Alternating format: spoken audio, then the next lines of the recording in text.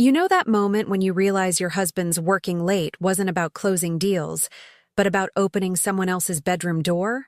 Yeah, well, apparently I was the only one not invited to that particular house showing. Hi, I'm Lisbeth Carmichael, and if you think finding your husband's affair partner on LinkedIn was awkward, wait until you hear about the dinner party I threw to introduce her to her own husband. Spoiler alert, it wasn't a potluck. It all started on a Tuesday in March. Because of course life-changing disasters always happen on the most mundane days. I'm 38, been married to Denver for 12 years, and up until 3 weeks ago, I thought our biggest problem was him leaving his dirty socks next to the hamper instead of in it. Turns out, dirty laundry was just the tip of the iceberg. I should have known something was off when Denver started dressing like he was auditioning for a cologne commercial. This is a man who considered khakis fancy pants for 12 years. And suddenly he's wearing designer shirts that cost more than our monthly grocery budget. When I asked about it, he said he wanted to elevate his professional image. Professional image, my foot. The only thing he was elevating was someone else's heart rate. The red flags started piling up faster than Amazon packages during the holidays. Late-night client meetings at restaurants I'd never heard of. Weekend property viewings that somehow never resulted in listings. And my personal favorite, the sudden interest in self-improvement podcasts about being your authentic self. Nothing says midlife crisis like a 41-year-old real estate agent discovering authenticity through adultery. But here's where it gets interesting. I'm not just any wife. I'm a marketing director at one of Atlanta's top firms, which means I have access to tools that would make the FBI jealous and a suspicious mind that's been professionally trained to spot inconsistencies. When Denver started acting shady, I didn't cry into my wine glass. I opened up my laptop and got to work. First stop, his phone bill. Now, before you judge me, I pay the bills in our house. It's not snooping when it's literally your account. And holy moly, what a goldmine that was. Hundreds of texts to a number I didn't recognize, always during business hours. Calls lasting 45 minutes to an hour, right around the time he was supposed to be showing properties. The detective work was almost too easy.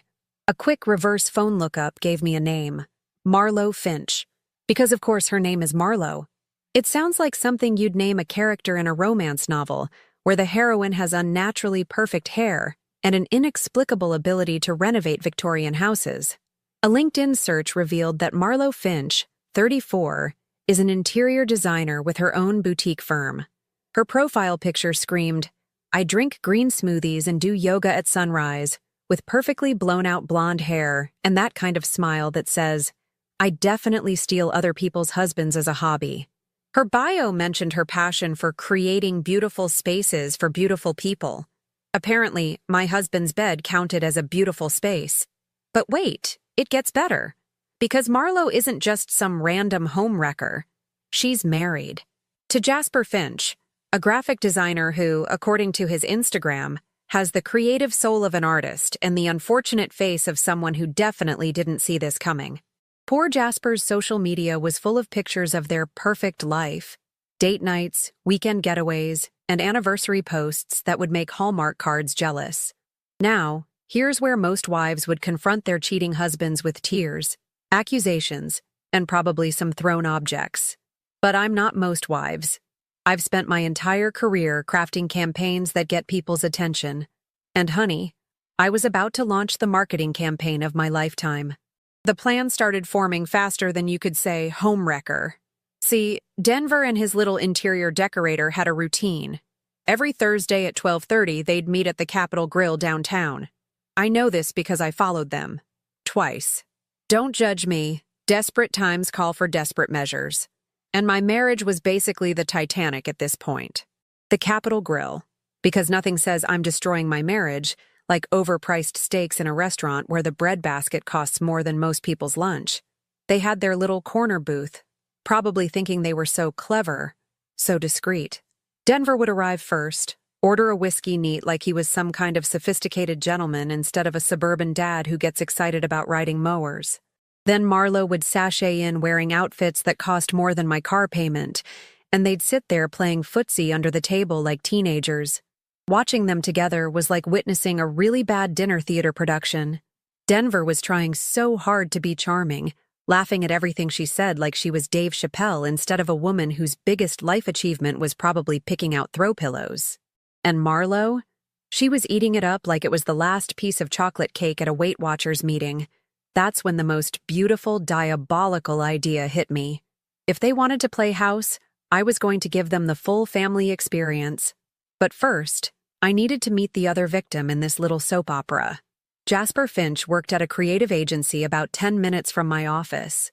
His LinkedIn showed he specialized in brand identity and digital design. Basically, he made logos for companies that wanted to look more important than they actually were. Perfect. I could work with that. I spent the next week crafting the perfect email. Professional, intriguing, and completely innocent. I introduced myself as a marketing director looking for a graphic designer for a new campaign. Nothing suspicious about that. It happens every day in Atlanta's business scene. I suggested we meet for lunch to discuss the project. And where did I suggest we meet? You guessed it. The Capitol Grill. On a Thursday, at 12:30. The beauty of this plan wasn't just the confrontation. It was the complete and utter public humiliation that would follow. Denver thought he was so smart, so careful. Marlo probably felt like she was starring in her own romantic movie, but they were about to get a reality check that would make them wish they'd never learned each other's names. Because here's the thing about affairs. They're built on secrets, lies, and the thrill of getting away with something. Take away the secrecy, and suddenly it's not so exciting anymore. It's just two selfish people destroying 4 lives for a few moments of feeling special. I had 1 week to prepare for the performance of my lifetime. 1 week to plan the most epic introduction in the history of suburban Atlanta drama. And trust me, I was going to make it count. The week leading up to Operation Family Reunion, yes, I named it, because if you're going to orchestrate the destruction of your marriage, you might as well give it a proper title, was like preparing for the Olympics of passive-aggressive warfare. And let me tell you, I was going for the gold. Jasper responded to my email within 2 hours, which told me 2 things. 1, he was eager for new business, and 2, he had absolutely no idea his wife was playing interior decorator with my husband's feelings. His response was professional, enthusiastic, and heartbreakingly innocent. I'd love to discuss your project over lunch. The Capitol Grill sounds perfect. I've heard great things about their business lunch atmosphere. Oh, Jasper. Sweet, clueless Jasper. The business lunch atmosphere was about to get very, very interesting. Meanwhile, at home, Denver was putting on an Academy Award-worthy performance as the devoted husband. He'd started this new thing where he'd kiss my forehead before leaving for work, like he was trying to absolve himself of his sins through small gestures of fake affection. "Have a great day, babe," he'd say, probably thinking about how he was going to have an even better afternoon with Miss Interior Design Barbie. The man even brought me flowers. Flowers. After 12 years of marriage, he suddenly discovers romance right around the same time he discovers adultery. The irony was so thick you could cut it with the steak knives at his favorite cheating spot. "What's the occasion?" I asked when he walked in with a bouquet of roses that screamed guilt purchase. "Can't a man buy his beautiful wife flowers just because?" he replied, flashing that smile that used to make my heart skip beats, but now just made my eye twitch.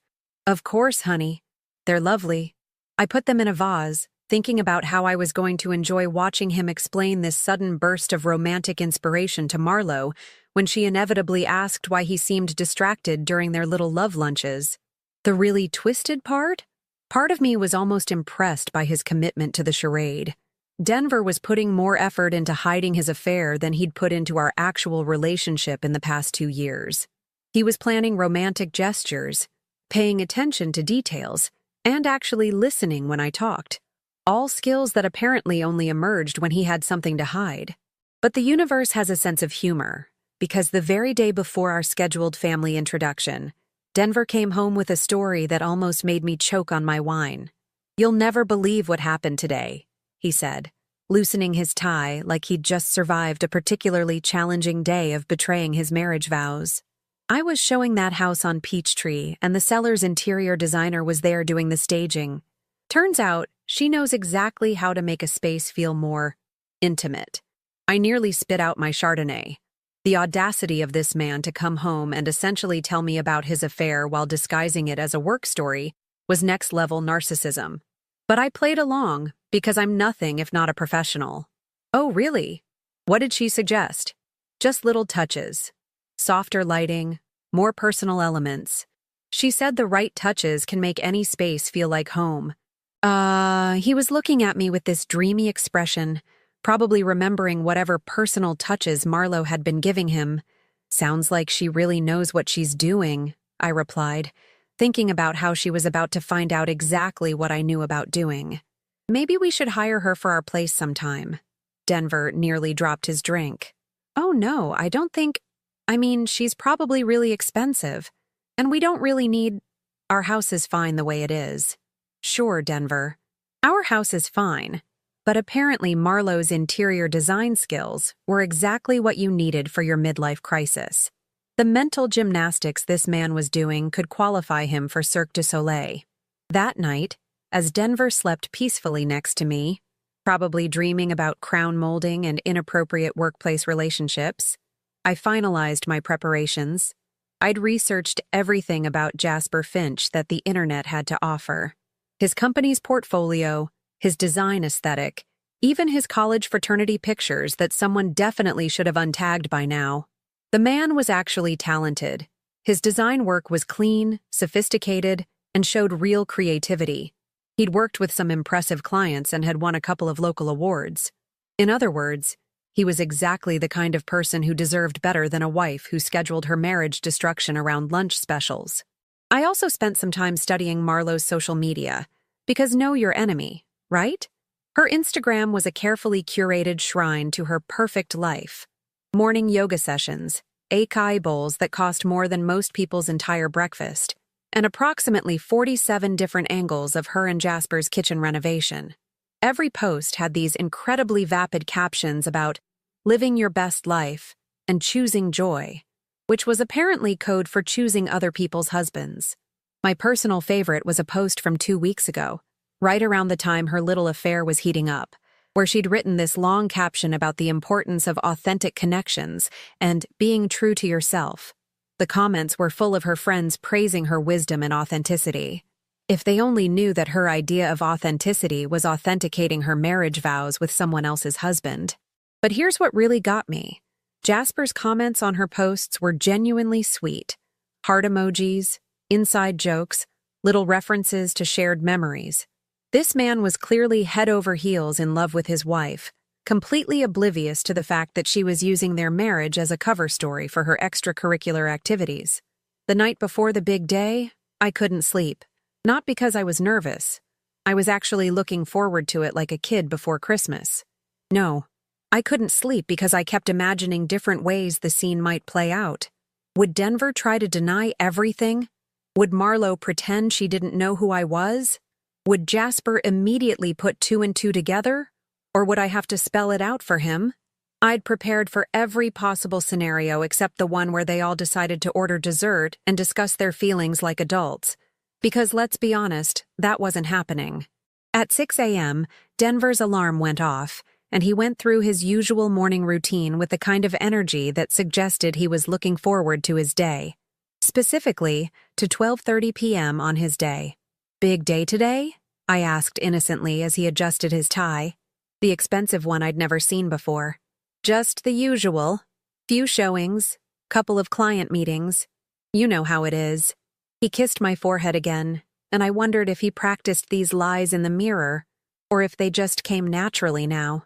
Well, have a great lunch, I said, putting just enough emphasis on the word lunch to make him pause for half a second. Lunch? Don't you usually grab lunch around 12:30? I noticed you've been eating out a lot lately. His recovery was smooth. I'll give him that. Oh, right. Yeah, probably just a quick sandwich between appointments. Nothing special. Nothing special. I was about to show him exactly how special his lunch was going to be. After he left, I spent an hour getting ready for what I'd started thinking of as my debut performance. Professional but approachable. Confident but not threatening. The kind of outfit that said successful businesswoman rather than scorned wife planning revenge. I chose a navy blazer, crisp white shirt, and my lucky heels. The ones I wore to presentations where I absolutely had to nail it. At 11:45, I was in my car, driving toward downtown Atlanta and toward the moment that would either vindicate 12 years of marriage or confirm that I'd wasted the better part of my 30s on a man whose idea of problem-solving was adding more problems. Either way, lunch was going to be unforgettable. The parking situation at the Capitol Grill was, as usual, a nightmare designed to test your commitment to overpriced beef. But I'd anticipated this because, unlike some people, I actually plan ahead and had reserved a spot at the garage across the street. As I walked toward the restaurant, I spotted Denver's silver BMW parked in what he probably thought was a discreet location behind a delivery truck. Amateur. I arrived at 12:15, exactly 15 minutes before our scheduled meeting time. Early enough to observe, late enough to make an entrance. The hostess, a perfectly polished young woman who probably practiced her smile in the mirror every morning, greeted me with the kind of enthusiasm reserved for people who looked like they could afford the wine markup. Table for one? Actually, I'm meeting someone. Jasper Finch? We have a reservation for 12:30. She checked her little book like she was guarding state secrets. Of course. Right this way. Your guest hasn't arrived yet, but we'll get you settled. She led me to a table with perfect sightlines to the corner booth where Denver and Marlo conducted their little Tuesday matinee performances.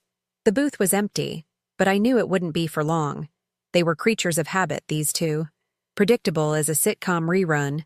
I ordered a sparkling water with lime, needed to keep my wits sharp, and casually surveyed the restaurant. The lunch crowd was the usual mix of business people discussing deals over salads they'd Instagram later, and wealthy housewives who treated lunch like a competitive sport. In 15 minutes, this place was going to get a show none of them would forget.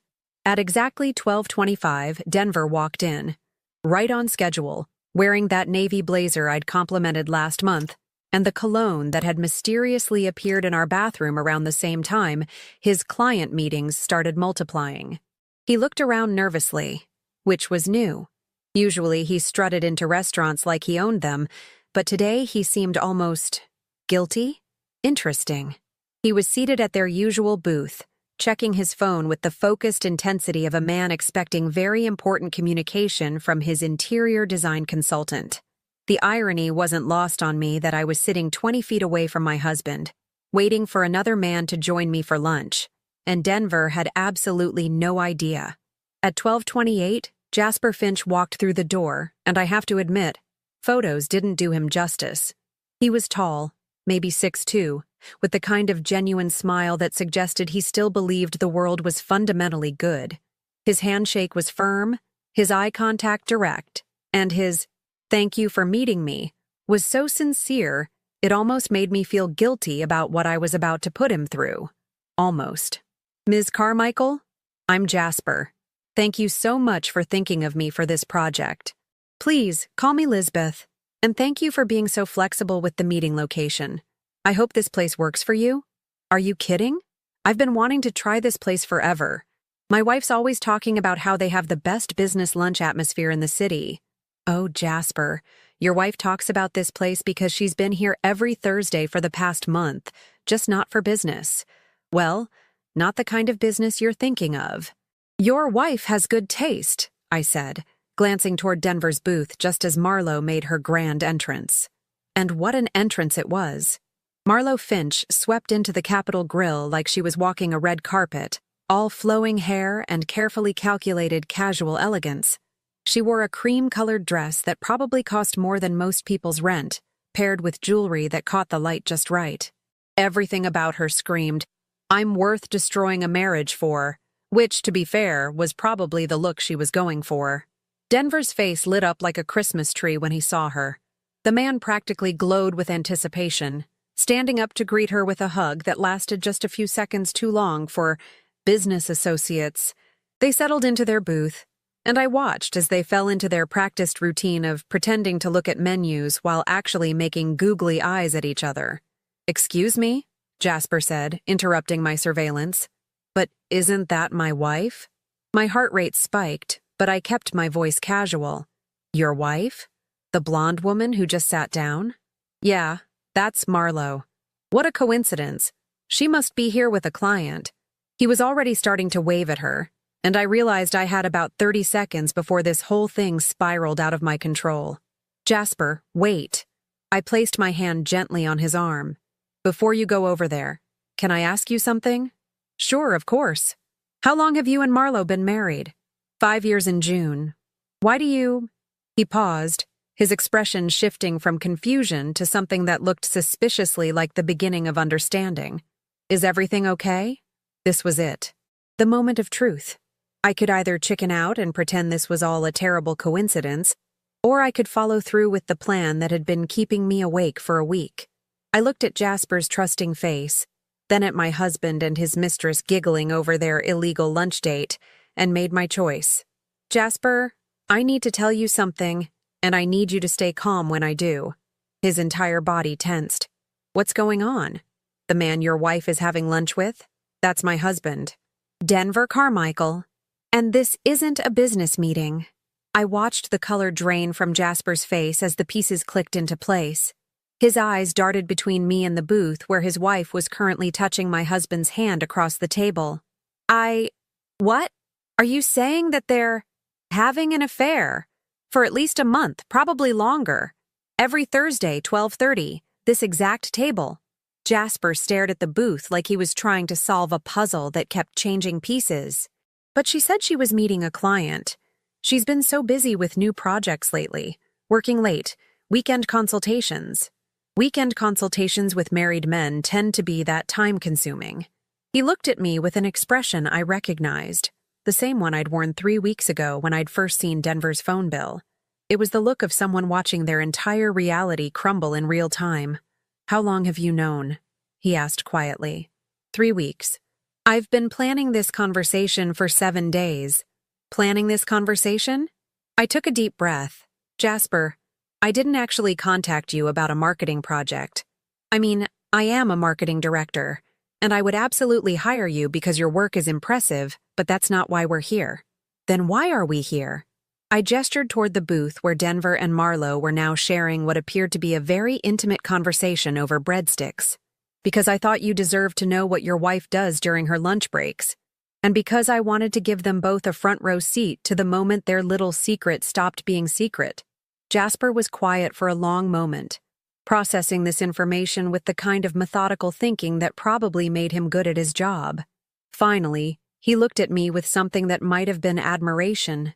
You orchestrated this entire meeting just to expose them? Orchestrated makes it sound more dramatic than it was.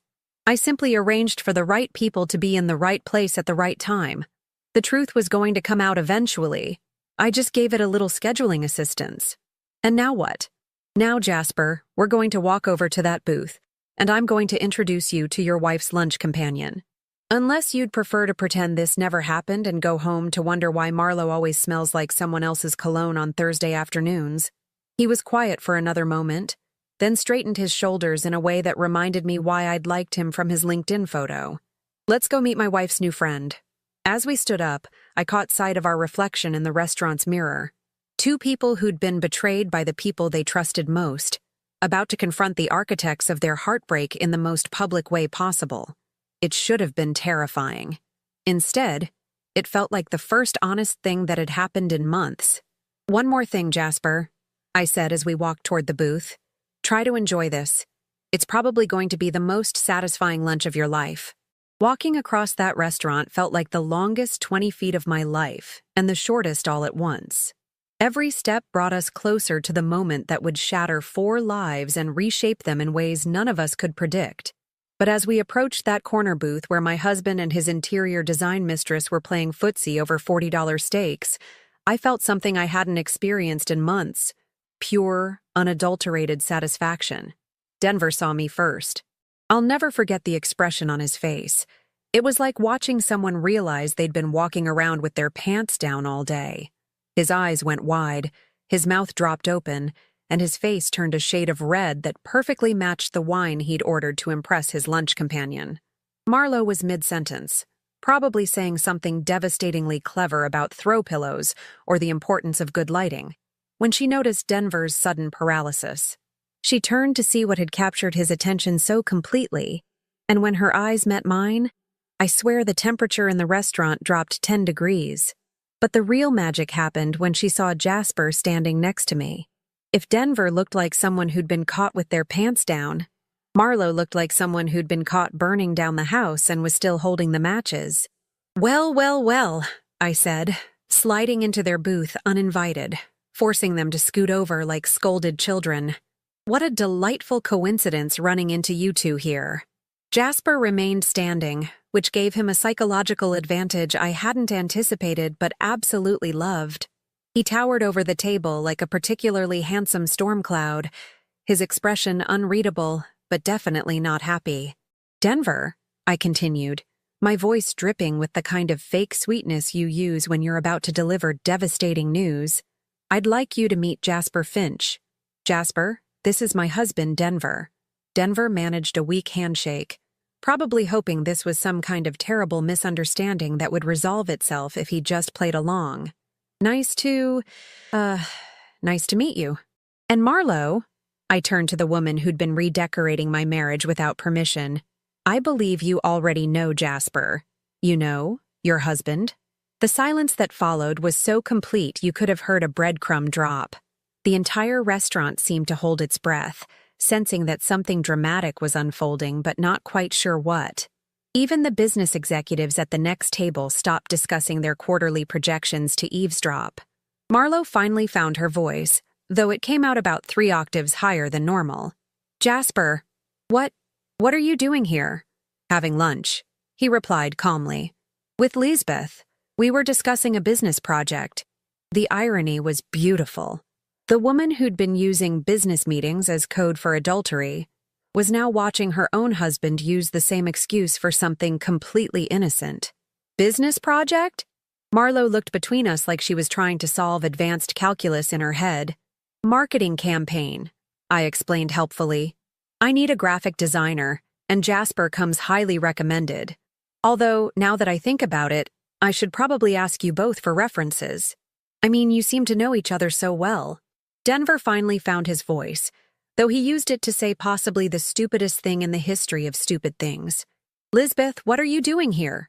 "Having lunch with Jasper." "What are you doing here, Denver? I thought you had property showings this afternoon."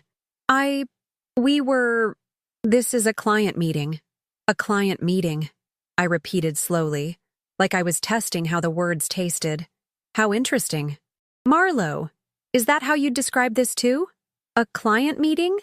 Marlo was clearly the smarter of the 2 cheaters, because she realized that denial wasn't going to work when all 4 parties were sitting at the same table. "Lisbeth, I can explain."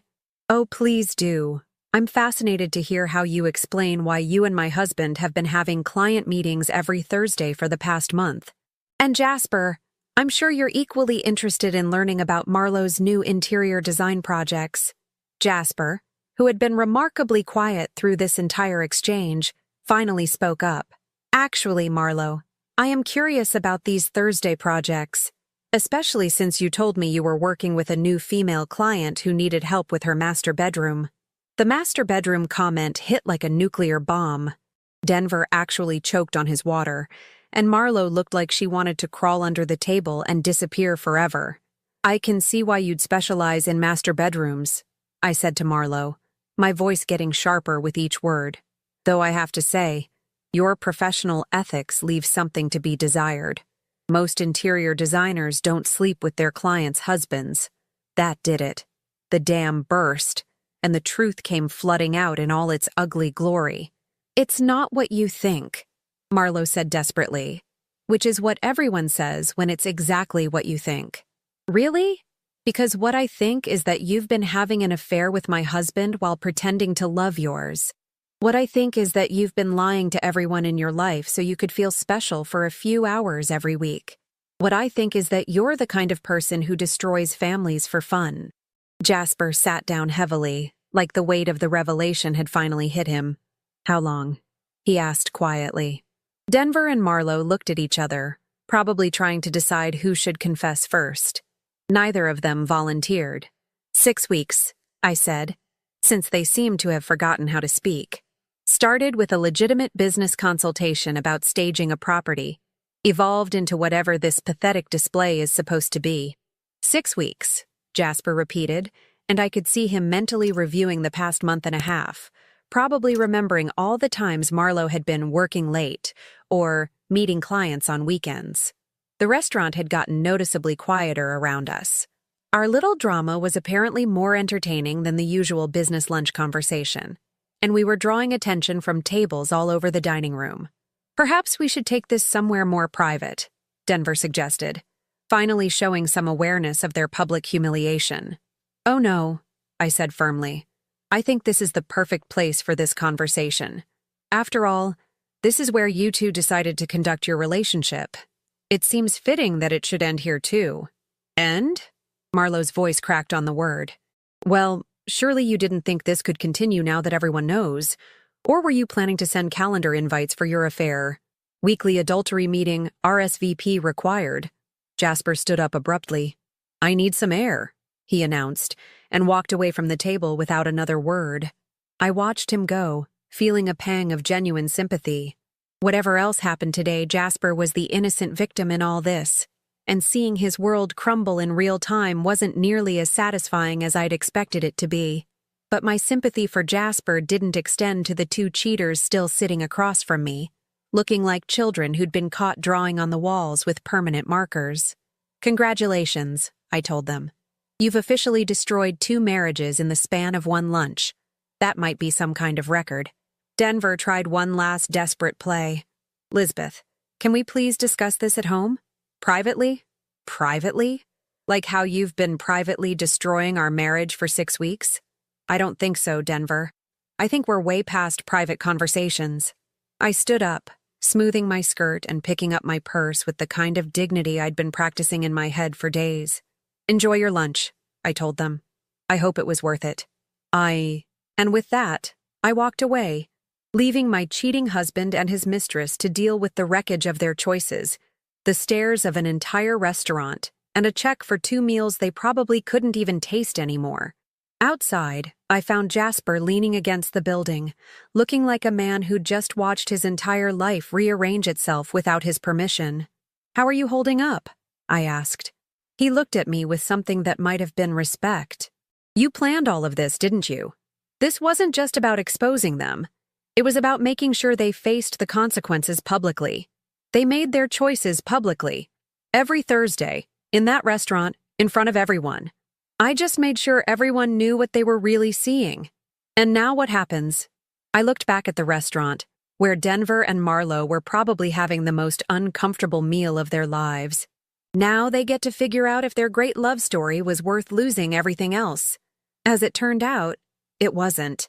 8 months later, I'm sitting in my newly redecorated home office.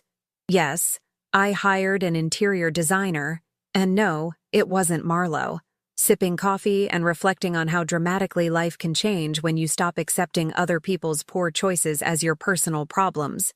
The aftermath of our little restaurant reunion played out exactly like a badly written soap opera, except with better lighting and significantly higher legal fees. Denver moved out 3 days after our public confrontation, probably because coming home every night to face the woman who'd orchestrated his public humiliation was killing whatever remained of his male ego. He rented a studio apartment in Midtown, the kind of place 25-year-olds live when they're still figuring out their lives. Perfect for a 41-year-old man having a midlife crisis. The divorce was finalized last month, and let me tell you, having concrete evidence of infidelity makes property division negotiations significantly more favorable. Turns out judges don't look kindly on husbands who spend marital assets on romantic dinners with other people's wives. Who knew? But here's the really interesting plot twist that even I didn't see coming. Jasper called me 2 weeks after the restaurant incident. Not to yell, not to blame me for exposing his wife's affair, but to thank me. Apparently, Marlo's cheating was just the tip of the iceberg in what he described as the most toxic marriage this side of a reality TV show. Marlo had been systematically undermining Jasper's confidence for years, convincing him his photography business was a cute hobby, and that his artistic vision was commercially unrealistic.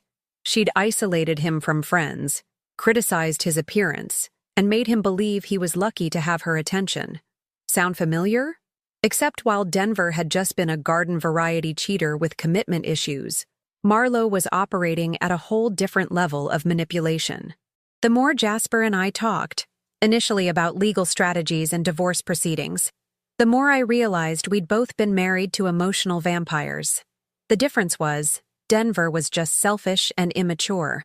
Marlo was calculating. She left town 2 weeks after our restaurant encounter, claiming she'd gotten a better job opportunity in Portland. Translation: she couldn't handle living in a place where everyone knew exactly what kind of person she was. Denver tried calling me several times, oscillating between pathetic apologies and indignant accusations that I'd humiliated him unnecessarily. His final voicemail was a masterpiece of deflection. "Lisbeth, what you did was cruel and calculated. I made mistakes, but you chose public humiliation. That says something about your character, too." I saved that message.